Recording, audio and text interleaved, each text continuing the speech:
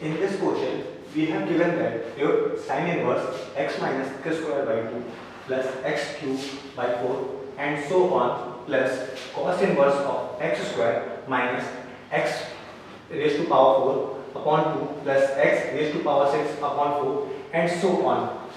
And we have given a constraint that x belongs to 0 to root 2 in an open interval. Then we have to find the value of x.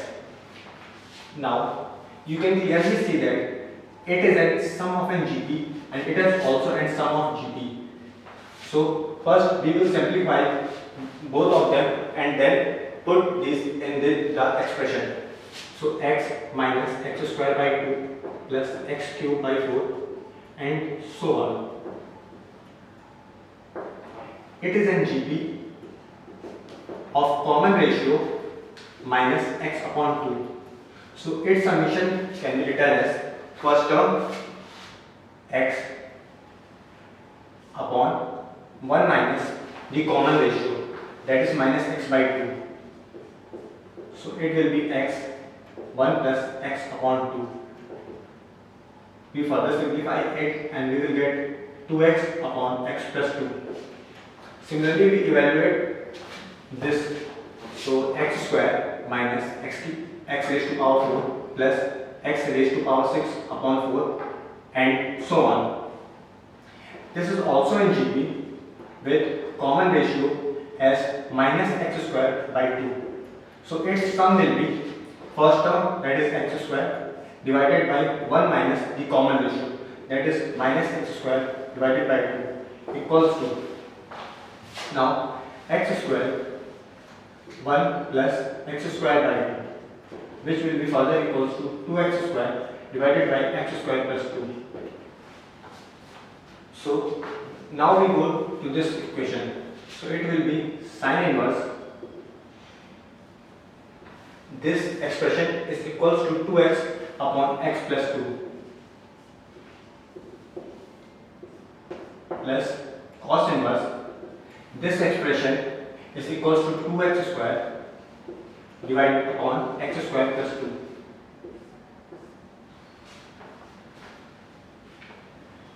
And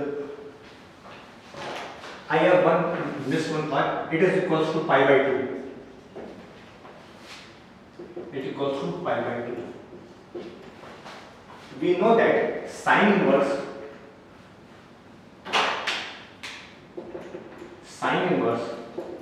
x plus cos inverse x equals to pi by 2. So, and this relation is also valid.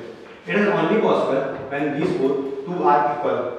So we can write it as, by comparison, 2x upon x plus 2 equals to 2x square upon x square plus 2.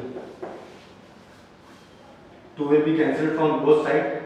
Now cross multiplying, we will get x cube plus 2x equals to x cube plus 2x square.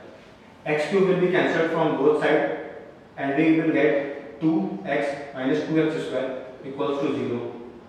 Now taking 2x common, we will get 2x into 1 minus x equals to 0. So from here we get x is either 0 or x is equals to 1. Now we will cross check both these by putting in the equation. So for x equals to 0, all the terms will be 0 and sin inverse 0 will be 0. And here cos inverse of all these terms will be 0 and it will become pi by 2. So this x equal to 0 is valid. Now we check x equals to 1. By putting x equals to 1, we will get, we will put it in this expression and we will get, for x equals to 1, it will be equals to 2 times 2 by 3, and similarly it will become x equals to, for x equals to 1, 2 times, as x equal to 1, so it will become 2 divided by 3.